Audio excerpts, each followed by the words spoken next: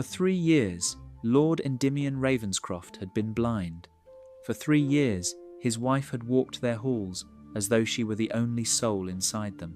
Until tonight. The candle slipped from Lady Araminta's fingers and shattered at her feet. You can see me? Yes, I can see you. I have seen you for a fortnight, Araminta. Long enough to learn whose chamber you slip into when you believe me asleep. You have no proof. I saw you. Sleep. She did not weep. She did not run. She only smiled that slow, careful smile he had once mistaken for love. Then you should have stayed blind, my lord. Was it Lady Araminta truly did? In the dark hours her husband could not see. Whose name burned on her lips that night? And what did Lord Endymion plan to do with a truth he had spent 14 days holding behind his teeth? If you want to know how this Regency marriage unravels secret by secret, candle by candle, please subscribe to the channel and stay with me. And trust me, you do not want to miss what she confesses before the morning bells ring. 3 years before that broken candle, Lord Endymion Ravenscroft had been the kind of man who counted shillings by their weight and read by the window until the sun set behind the hills of Westmarch. Then came the riding accident, a startled mare, a low branch, a fall that emptied the world of light. He woke in his own bed with bandages over his eyes, and his wife's hand resting cool against his wrist. You will heal. You will heal, my love. I shall not leave your side. Not for the first month, not for the second. She read aloud to him in the mornings, guided him down the staircase as though he were made of porcelain, and learned the precise tone of voice that made him believe she was smiling. It was the voice that fooled him longest. The estate at Ravenscroft Hall settled around them like a slow falling snow. Servants learned to announce themselves before entering a room. The mantel clocks were wound louder than before. Mrs. Hyacinth Ferncliffe, the housekeeper, took to humming in the corridors so the master would always know who was passing. Endymion grew used to the dark. He grew used to many things. He grew used to the way his wife's footsteps changed after supper.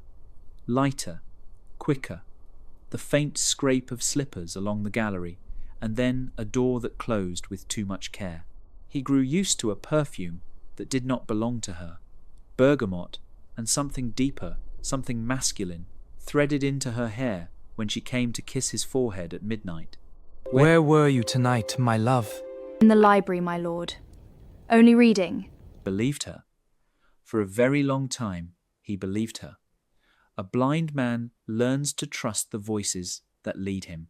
Cousin Crispin Halloway came to the estate often in those years.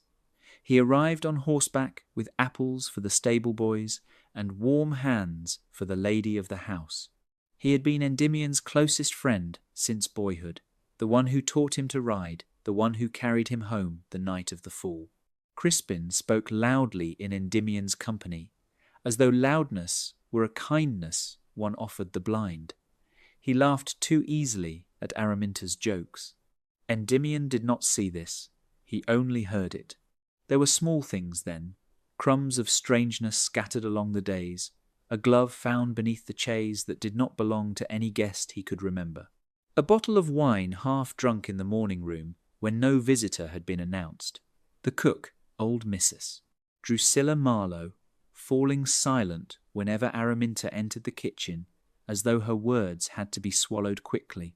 Endymion noticed each of these things and set them aside. A blind husband must not become a suspicious one. That was what his pride told him. That was what his love told him. Then, one evening, in early autumn, the world cracked open. He was sitting in his study when the new physician arrived from London, a quiet man named Dr. Thaddeus Wexbury, recommended by a friend in town. He examined Endymion's eyes by lamplight, murmured for a long while, and then spoke the words that made his patient's hands tremble against the arms of the chair. "My lord, there is a procedure, new, untested, dangerous, but your blindness is not what we believed. It may be lifted." Endymion did not tell his wife. He did not tell Crispin. He did not tell Mrs. Ferncliff, who would have wept with joy at the news. He told no one. 2 weeks later, in a curtained room above an apothecary in Bath, his sight returned in pieces. First shadows, then shapes, then the cruel, sharp lines of a world he had stopped expecting to see. He came home to Ravenscroft Hall wearing the same dark spectacles he had always worn. He let Araminta lead him by the elbow up the stairs, as though nothing had changed. He let her kiss his forehead at midnight and laugh at his clumsiness and slip away into the gallery with footsteps lighter than they should have been. And he watched.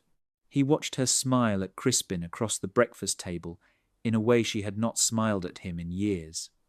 He watched her fingers brush another man's hand beneath the tablecloth. He watched the door of the east wing open at 11:30 and close again at 3:30. He watched her become a stranger in the body of the woman he had loved. For 14 nights, Lord Endymion Ravenscroft sat in his unlit study and listened to his marriage die in the candlelight above him. He did not weep. A man who has lived 3 years in the dark does not weep at the sight of one more shadow. On the 15th night, he rose from his chair. He climbed the stairs without his cane. He climbed them without sound. The servants slept. The clock slept. Even the wind outside seemed to hold its breath against the windows of Ravenscroft Hall. Somewhere in the gallery above, his wife laughed softly at a joke she believed her blind husband would never hear. She did not yet know that the man at the bottom of the staircase was holding a candle of his own. She did not yet know what he intended to do with the light. And she did not yet know the worst truth of all, the thing Dr. Wexbury had whispered to Endymion in that curtained room in Bath, the thing that had nothing to do with his eyes and everything to do with the woman waiting upstairs. The candle she had dropped guttered between them on the rug, the wax already pooling like a small white wound on the floorboards. Endymion did not answer her. He stepped fully into the room, and Crispin Halloway turned from the window with a brandy glass still in his hand. There was no shame in his cousin's face. There was no fear. There was only the cold, quick arithmetic of a man counting exits. "Cousin." Crispin's voice was light, almost amused. How long have we underestimated you? Long enough! Sit down, Crispin! "Think I shall stand. Sit down." There was something in the way he said it that did not belong to a wounded husband. It belonged to a man who had spent 14 nights in a dark study learning what kind of creature he was now. Crispin sat. Araminta rose from the edge of the bed and drew her dressing gown closed with hands that did not tremble, and that steadiness was almost the cruelest thing of all. A trembling wife might have been forgiven. A composed one could not be. "Endymion," she came toward him slowly. "Whatever you believe you have seen, whatever you believe you understand, you do not. Let me explain. Explain the perfume on your hair when you came to my bed at midnight." He did not raise his voice. "Explain the glove I found beneath the chaise last winter. Explain the wine in the morning room when no guest had been announced. Explain 3 years of my life, Araminta, while I sat in the dark and trusted the sound of your footsteps. I love you. You buried me." The word landed between them like a struck bell, and for the first time in his life he saw her flinch. Not the polite shudder she wore for guests. A real flinch, small and instinctive, the kind a woman cannot rehearse. "That is not all," he said. He stepped further into the room. The fire snapped behind Crispin. Somewhere far below in the great hall, a clock chimed 12, slow and patient and indifferent. Dr. Wexbury did not only restore my sight. Endymion's voice was almost gentle now, and that was worse than rage. He examined the tonic on my bedside table, the one I drank every morning for 3 years, the one you mixed for me, Araminta, with your own hands. The blood left her face in one slow tide. "Belladonna," he said, "carefully measured. Not enough to kill a man, only enough to keep him from ever seeing the woman who poured it for him." The fire seemed very loud all at once. Crispin had gone still in his chair, his glass forgotten in his fingers. My fall did not blind me, my love. You did. Every morning, with your own gentle hand, you poured darkness into my cup and called it medicine. And every night you came to my bed and kissed my forehead with the same mouth that had drunk wine in the morning room with him. Endymion, please. Do not. Listen to me. Do not. She stopped. For a long moment, no one in the room breathed. Beyond the window, an owl called once across the gardens, and the sound was lonely and far away. Then Crispin laughed. It was a small laugh, almost embarrassed. The laugh of a man who had been caught at cards and was preparing to charm his way out of the loss. Cousin, listen to yourself. Whatever Wexbury told you, the man is a London quack with a curtained room above an apothecary. You cannot mean to ruin 3 lives on the word of a stranger you met a fortnight ago. He is not a stranger. He is my mother's brother. His name is not Wexbury. His name is Peregrine Ashcombe, and he came to Bath because I wrote to him a year ago, when I first began to suspect the woman I loved of slowly killing the man inside me. The laugh died in Crispin's throat. Araminta sat down very suddenly upon the edge of the bed. "A year," she whispered. "A year, my love. I have been awake inside the dark a great deal longer than you knew." He crossed to the writing desk beneath the window. From the drawer he drew a small folded square of paper. Not a letter, a list. Names, dates, the careful tally of a man who had been counting in silence for 12 months. "Tomorrow at first light," he said, "the magistrate of Westmarch will arrive at this house. I have already sent word by rider this evening." Crispin stood up. "You would not." "I would. I have." Araminta lifted her face, and there were no tears in it now, only something white and burning, something that had finally stopped pretending. "Endymion," she said quietly, "if the magistrate comes tomorrow, there is one truth left in this house that you have not yet heard, and it will ruin you, my lord, far worse than it ruins me." He looked at her, and for the first time since he had climbed those stairs, the candle in his hand wavered. "What?" She drew a slow breath. The fire painted her face in colours she did not deserve. "The child," she said. "The child I am carrying. Sit down, my lord. Sit down, and let me tell you whose it is. And let me tell you why your magistrate must never, ever cross the threshold of Ravenscroft Hall." Endymion did not sit. He could not, because at that moment, far below them, the iron gate of the estate groaned open against the autumn wind, and the sound of hooves on the gravel drive rose through the silence of the house. Someone was already coming, and it was not yet first light. Crispin's eyes flicked to the window. Araminta's hand closed slowly around the bedpost. "Endymion." Her voice had changed. It was small now, almost afraid. "Tell me you sent only one rider tonight." He did not answer her, because he had, and the hooves on the drive belonged to more than one horse. The hooves struck the gravel like small hammers against bone, and Endymion felt the sound move up through the floorboards into his knees. 3 horses, perhaps 4. He had sent one rider, Crispin. His voice was very steady. He did not know how. "Go to the window. Tell me what you see." For the first time in his life, Crispin Halloway obeyed him without a clever word in return. He crossed to the casement and pulled the curtain aside with 2 fingers. The light from the drive lifted his face in a pale wash, and Endymion watched the colour drain out of it. "Magistrate's men," Crispin said, "and another behind, a carriage, black, no crest." "How many?" 6, 7, I cannot tell. Araminta had not moved from the bedpost. Her hand was still curled around it, as though it were the only thing holding her upright, and her eyes had gone somewhere far inside herself. "You did this," Endymion said to her quietly. "No. Someone in this house wrote to them before I did. Someone in this house has been waiting for tonight as carefully as I have." She did not answer. He set the candle down upon the writing desk. His hand was steady. It surprised him. A blind man learns to do delicate things with steady hands, and a man who has watched his own poisoning learns the rest. Crispin, step away from the window. Cousin, listen to me. Step away. Crispin stepped away. Endymion crossed the room and turned the great brass key in the bedchamber door. The lock fell into place with a small, dull sound. He put the key into the inner pocket of his coat. Then he turned to face the two of them, the man who had been his closest friend and the woman who had been his wife, and he did something he had not done in 3 years. He took off the dark spectacles. He set them on the desk beside the candle.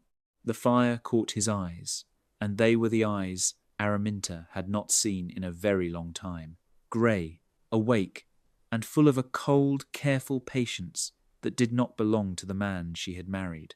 Now, he said, we are going to speak quickly, and we are going to speak the truth, because in the next 4 minutes those men downstairs will be at this door, and one of us will leave this room in irons. I should very much like it not to be me. Araminta's lips parted. Endymion, the child first. What? You said you carry a child. You said its parentage would ruin me. Speak. She closed her eyes. When she opened them again, something inside her had folded down and gone quiet. It is not Crispin's, she whispered. Crispin's head turned sharply. It is not yours either, she said. The fire cracked behind them. Somewhere below, a door was thrown open against a wall, and the heavy boots of strangers began to climb the stairs of Ravenscroft Hall. Whose? Endymion said. Lord Marchmont's. The name went through him, like a thin cold blade slid between 2 ribs. Lord Marchmont of the Privy Council. The man who had ruined his father 20 years before. The man whose name had not been spoken in this house since Endymion was a boy of 14. Marchmont, he said. He came to me a year ago. He said your father had stolen something from him long before either of us was born. He said the debt would be paid in one of 2 ways. Either he would have this estate, or he would have an heir to it that carried his blood. And you chose. I chose to keep you alive. You chose to put his child in my cradle. Endymion, if I had refused him, you would already be dead. Belladonna was not his first suggestion. It was mine. Slow, survivable. A blindness instead of a grave. I bought you 3 years, my lord. 3 years that he intended to take from you in 3 weeks. He stared at her. He could not tell, even now, if she was lying. That was the worst part. 3 years of trusting the sound of her footsteps had taught him nothing about the shape of her soul. The boots on the stairs reached the gallery. Crispin. Endymion did not look away from his wife. Were you part of this? I did not know about Marchmont. I swear it on my mother. And the rest? A long silence. The rest, yes. Why? Crispin laughed once, small and bitter. Because she was the only thing in your life you ever loved more than the estate, cousin. And I have spent my whole life standing in the corner of rooms that belonged to you. The boots stopped outside the door.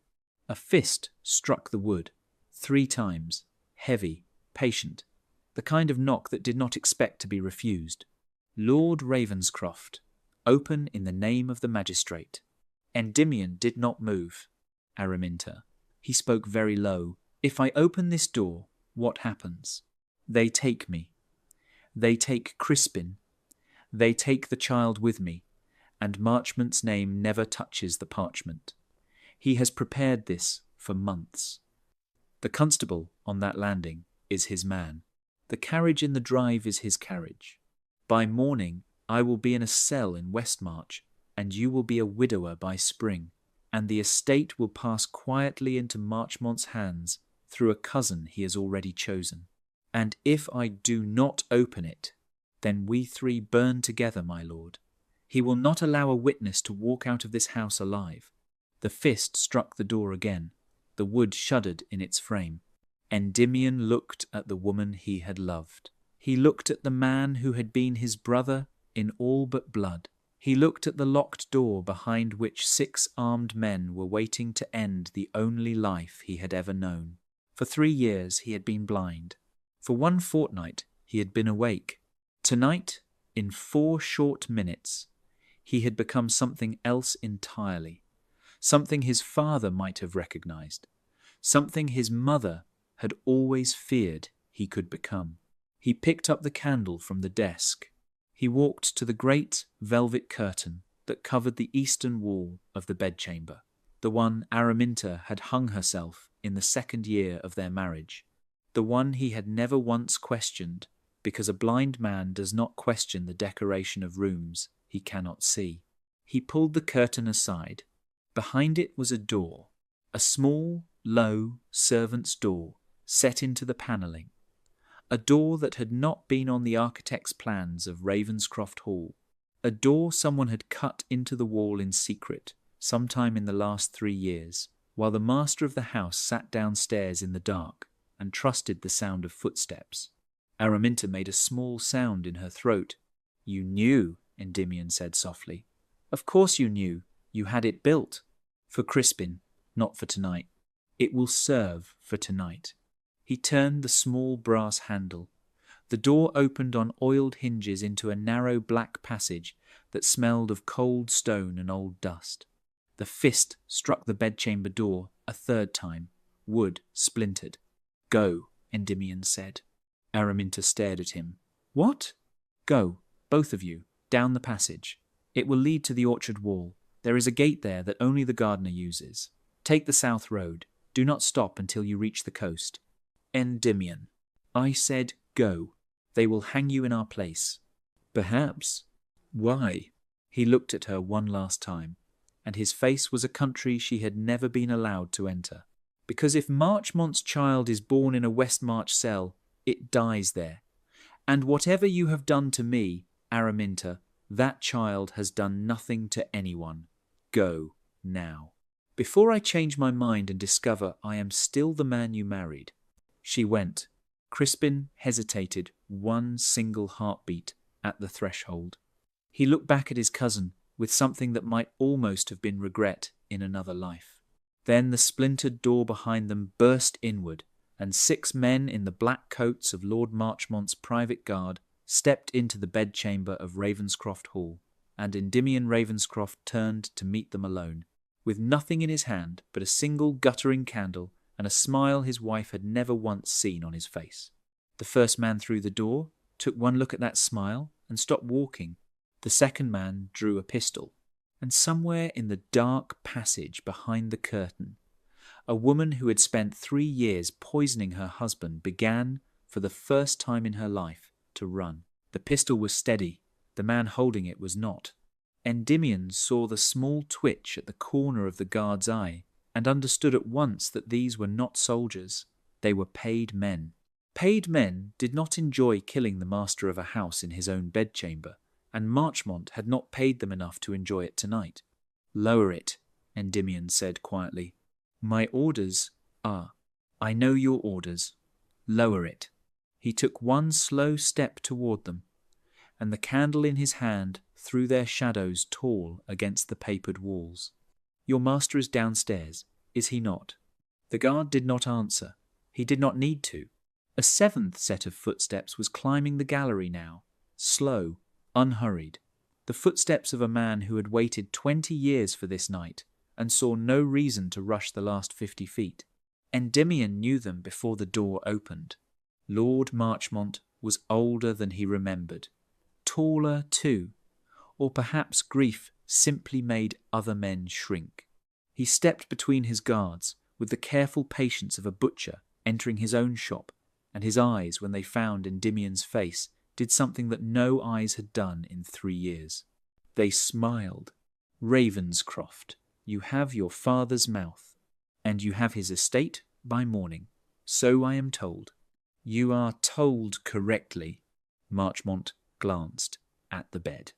At the open passage behind the velvet curtain, at the cold square of darkness where a wife and a cousin had stood not 3 minutes before, his smile did not change. But something behind it tightened. Where is she? Gone. Gone where? Somewhere your reach does not extend, my lord. My reach extends rather further than you imagine. Marchmont stepped closer, and the guards parted for him as water parts for a stone. It extends, for instance, to the South Road, where I have already stationed 4 men since sunset. It extends to the coast, where a ship in my employ is at this moment refusing passage to any woman travelling without her husband. And it extends, Ravenscroft, to the orchard gate, which has been watched for an hour by a boy I pay rather well. The candle in Endymion's hand wavered for the first time. You expected the passage. I designed it, dear boy, through your wife, 3 years ago.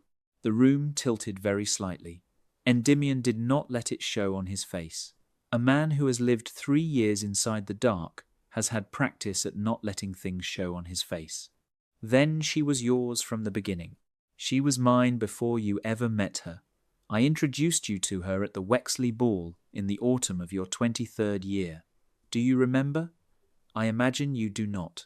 Young men never remember the hand that places the pretty thing in front of them. Endymion remembered. He remembered a tall stranger at his elbow, pressing a glass of wine into his hand, saying, "There is a girl by the window, Ravenscroft, who has been watching you all evening." He remembered turning his head. He remembered Araminta. 20 years of patience. 20 years to ruin a dead man's son. 20 years while he and his wife built a marriage on a foundation that another man had quietly dug beneath them. Then she did not love me. Oh, I did not say that. Marchmont's voice was almost kind. She loves you, Ravenscroft. She has loved you these 3 years more than she ever loved me. That is precisely why she is useful. A woman who loves the man she is asked to destroy is a far more thorough instrument than a woman who hates him. The belladonna was her own idea, you know. I had quite different plans. Stop. She bought you time. With her body, with her cup, with her child. Do you understand what kind of woman that takes? I said stop. The pistol came up again. Marchmont raised one hand, and it lowered. Here is what will happen, Ravenscroft. You will sign the deed of transfer that my secretary has prepared in the carriage downstairs, tonight, in your own hand, and in exchange I will call my men off the South Road. Your wife will reach the coast. Your cousin will reach France. The child will be born under a name that is neither yours nor mine, in a country where neither of us can touch it, and you will keep the only thing you ever truly cared about, her life. And me, you will hang for the murder of Crispin Halloway, whose body, I am sorry to say, will be discovered in this bedchamber within the hour. My men are very thorough. The candle steadied in Endymion's hand. There it was. The whole shape of the thing, laid out between them on the bedchamber floor like a chessboard at the final move. His name, his freedom, his life against hers. He thought of her hand on his wrist, 3 years before, in the dark of the sick room. You will heal, my love.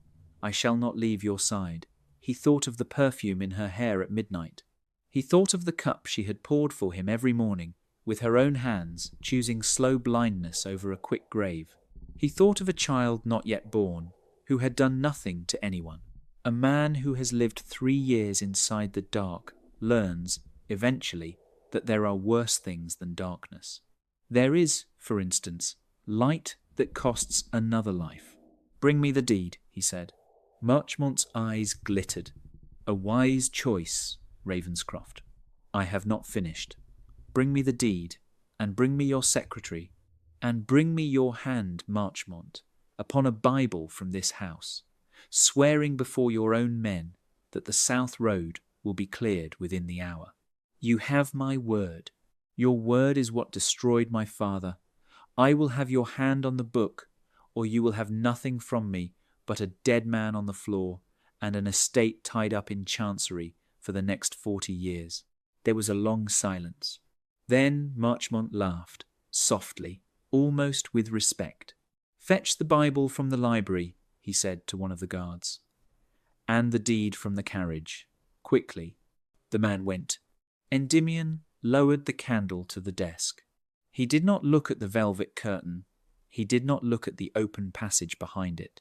He did not allow himself to wonder whether, somewhere in the cold, dark stones beneath Ravenscroft Hall, a woman was already running into the arms of 4 men who had been waiting for her since sunset.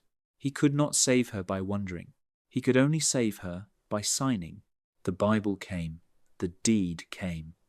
Marchmont placed his hand upon the book and spoke the words, and his eyes never left Endymion's face. The pen was placed into Endymion's fingers. He bent over the desk, and, as the nib touched the paper, somewhere very far below, in the cold passage beneath the orchard wall, a single pistol shot cracked through the autumn night. Endymion's hand did not move. The pen did not lift, but a single drop of ink fell from its tip onto the parchment and spread there slowly, like a small black wound that would never close. Endymion lifted the pen. He did not sign. He did not even pretend to sign. He held the pen suspended above the parchment with a hand that had become very steady indeed, and in the silence that followed the pistol shot below, he turned his head slowly and looked Lord Marchmont full in the face. "You should not have spoken my father's name tonight. I beg your pardon? 20 years ago. You should not have spoken it then either." Marchmont's brow drew together. The smile was no longer in his eyes. "Ravenscroft, sign the deed." "I have already signed something tonight, my lord. A great many somethings, in fact. None of them in this room, none of them in the last hour. If you would care to know what I have signed, I shall tell you." The guards shifted. They were watching their master now, not the man at the desk. Endymion noted that, and filed it carefully away the way a blind man files small, useful sounds. 3 months ago, he said, I wrote to His Majesty's secretary. I named you in that letter. I named the night my father died. I named the ship at Portsmouth, and the cargo it carried, and the man who took payment for it. My uncle, Peregrine Ashcombe, carried the letter to London himself. The reply came 2 weeks ago. It is sewn into the lining of the coat I am wearing tonight. Marchmont went very still. I do not believe you. You will. In about 3 minutes, I expect. The candle on the desk guttered. Outside, somewhere along the gravel drive, a second sound was rising now, beneath the wind.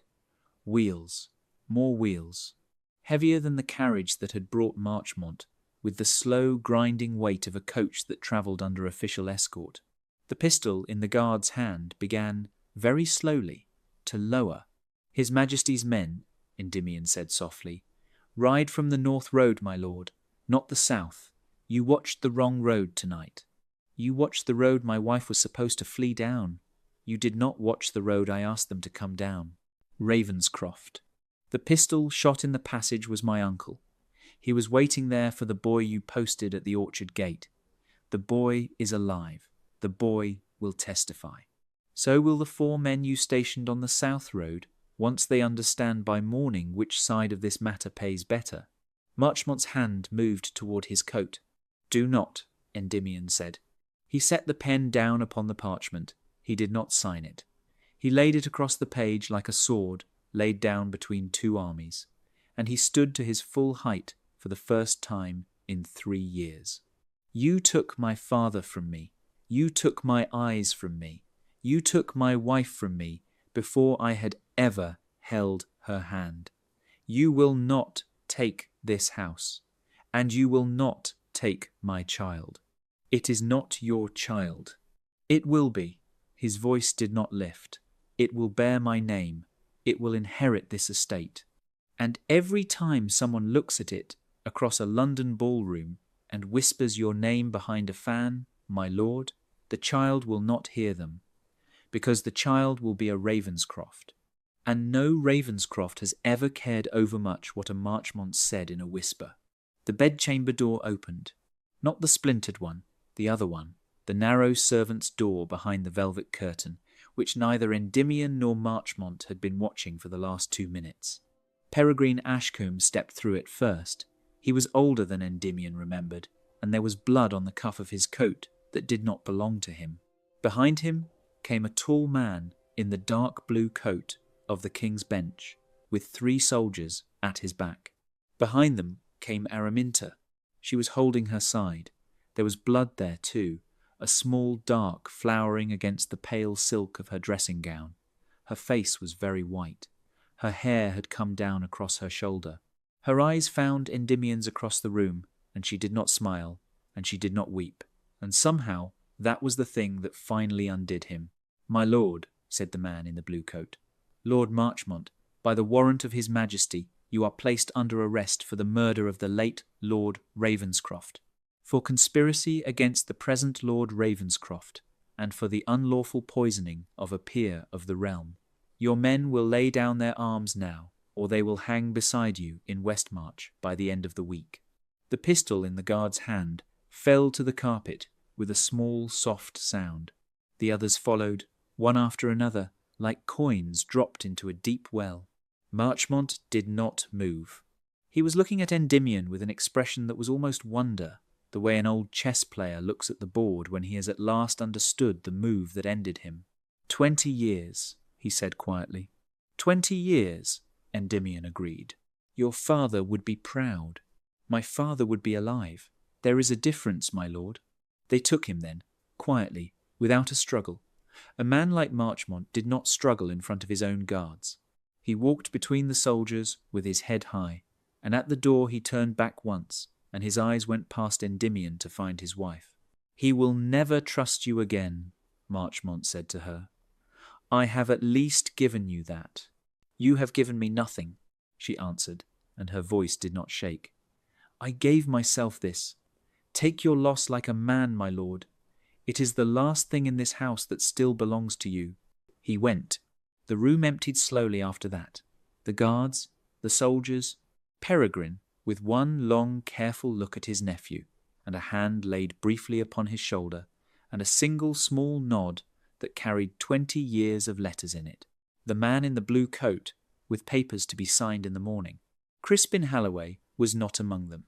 Endymion did not ask. He saw the answer already in his uncle's face as Peregrine passed him, and that was enough. There would be time for grief later. There would be time, perhaps, for forgiveness.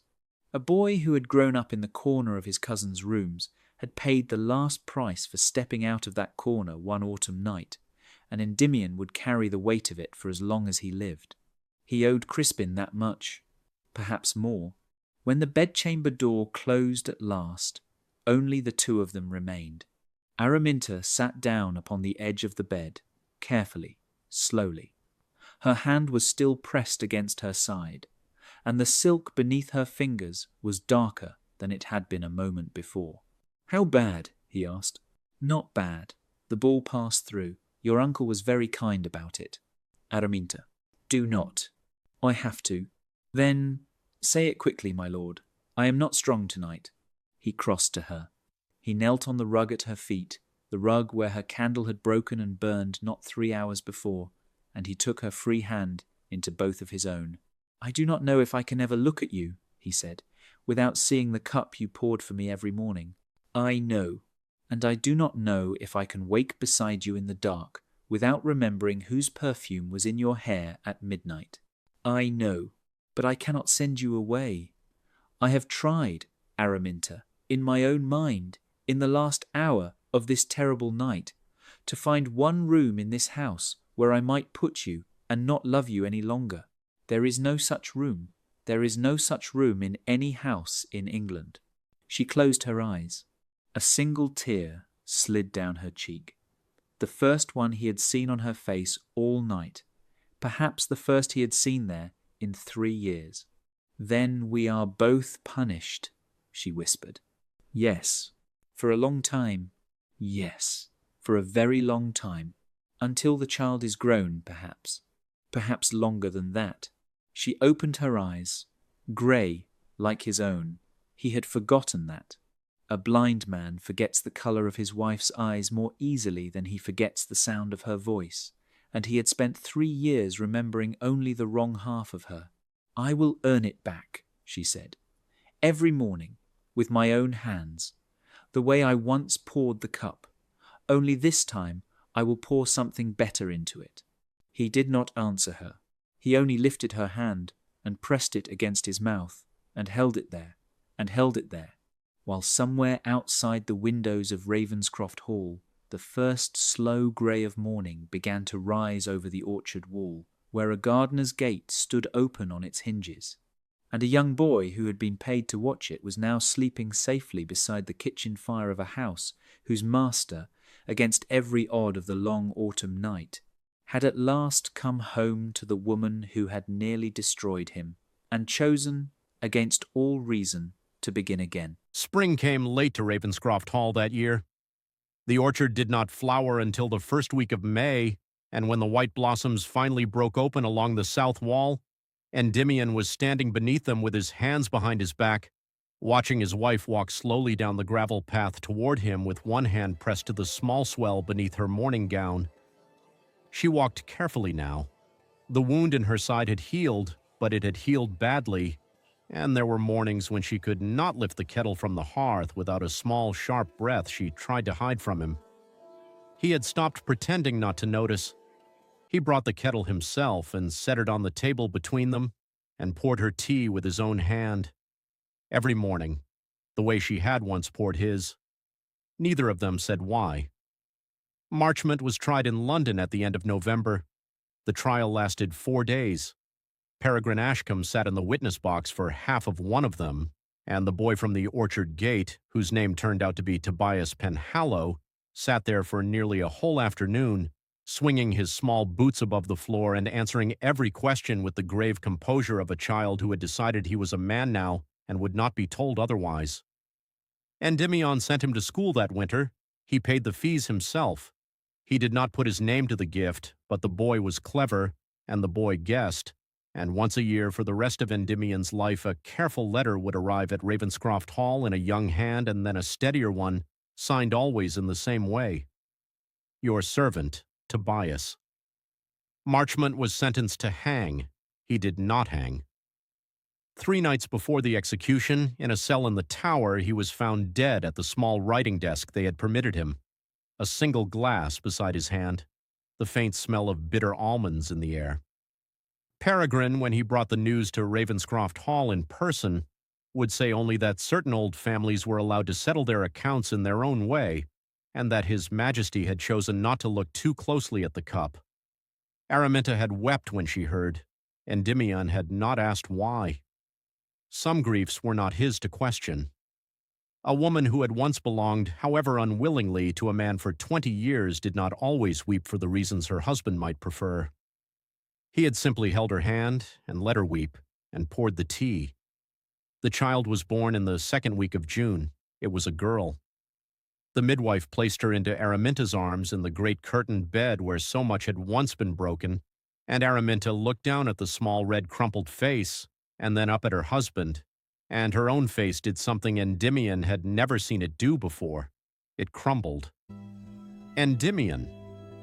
What? Look. He looked. The baby's eyes were open. Newborn's eyes are always gray, the midwife had told him that morning, whatever color they will be later. He had nodded politely and not believed her, but these eyes were not the cloudy gray of a newborn. They were his. They were his exactly. The cold, clear gray that his mother had carried, and his grandmother before her, and every Ravenscroft for 6 generations along the gallery of portraits in the long hall downstairs. The gray that no Marchmont had ever worn in any portrait or any mirror in any house in England. It is not possible, Araminta whispered. Apparently it is. He told me. He swore to me. He counted the months himself. Marchmont was a liar to the last breath in his body, Araminta. Why should the first breath of his lies have been any more honest than the last? She began to laugh, and then to weep, and then to laugh again, a high broken sound that went on for a long time, while the midwife discreetly busied herself with the linens, and Endymion sat down upon the edge of the bed and very gently took the small gray-eyed creature out of her mother's shaking hands and into his own. "Hello?" he said softly. The child looked up at him with the eyes of his own house. "Hello, Lavinia Ravenscroft?" Araminta's tears did not stop for nearly an hour. He understood. He had wept too in the quiet of his study on the night he first realized that for 9 months he had been preparing himself to love another man's child, and had succeeded so thoroughly that the discovery he did not have to was almost a kind of grief. He had loved Lavinia before he ever saw her. He would love her no differently now. But somewhere in the deep, careful arithmetic of his soul, a small ledger had been balanced that he had not even known he was keeping. Marchmont had taken his father. Marchmont had taken his eyes. Marchmont had taken 3 years of his marriage and a cousin he had loved like a brother. Marchmont had not taken his daughter. The estate in time healed in the way old houses do, slowly, imperfectly. A new gardener replaced the old one, who had asked very politely to be released from service in the spring and had gone away to Cornwall with a small pension and a great many unspoken things. The east wing was closed for 2 years and reopened as a nursery. The velvet curtain in the bedchamber came down. The small servant's door behind it was bricked up by a mason from the village, who asked no questions and was paid not to remember the work. Crispin Halloway was buried in the family vault. Endymion stood beside the stone for a long time on the day it was set, and said nothing aloud, and forgave him slowly over the course of many seasons, the way one forgives weather. By the time Lavinia was old enough to ask who the name belonged to, her father was able to say, "He was my cousin, and he loved your mother, and he made a great mistake, and he paid for it," and to mean every word, and to leave the rest where it belonged, in the cold quiet of the vault. Araminta never poured his tea again. He poured hers. That was the bargain they had made without ever speaking it aloud, on the morning after the long autumn night, and they kept it for the rest of their lives. Every cup he placed before her was a small daily reminder. Every cup she accepted was a small daily penance. Neither of them ever named it. Neither of them ever needed to. Some marriages are built on trust. Theirs was built on memory, and on the slow, patient work of 2 people who had each in their separate ways chosen the other when there had been every reason in the world not to. It was, in the end, enough. It was, in the end, a great deal. On the last page of the small leather journal that Endymion kept by his bed for the rest of his life, written in the year that Lavinia turned 17 and announced her engagement to a young man with kind eyes and no Marchmont blood in him whatsoever, there was a single line in his careful, steady hand. A man who has lived 3 years in the dark learns eventually that the light he chooses to walk back into is not the light he lost. It is a different light. It is perhaps a better one. And the woman waiting in it is not the woman he married. She is the woman she became in order to bring him home. So that is the end of Lord Endymion and Lady Araminta Ravenscroft. But is it really the end? What of young Lavinia, born with her father's gray eyes and her mother's dangerous heart? What of Tobias Penhallow, the orchard boy who grew into a man with secrets of his own?